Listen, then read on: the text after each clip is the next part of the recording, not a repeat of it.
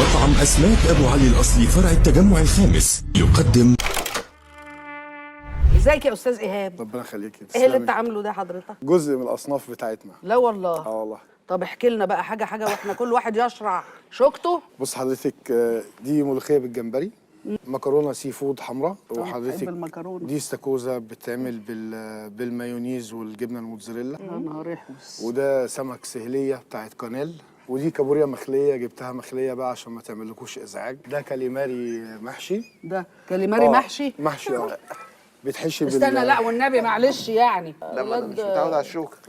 استنى بقى انا عايزه افهم ايه ده. مراجعة لا، لا، حلاوه.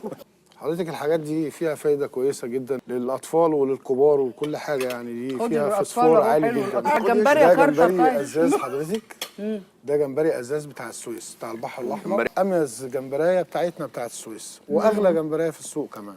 ايه دي؟ دي مكرونة دي سي فود مكرونة. وايت صوص بيضة. يلا ما تقلقيش. عشان انا اصلي عايز السباجيتي موت.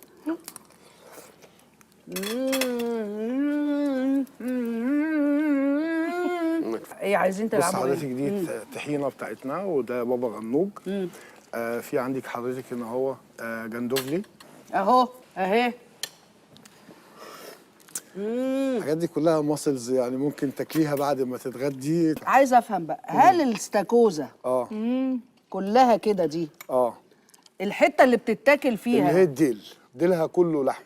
لكن هي دي اخر حته لحمه في الاستاكوزا.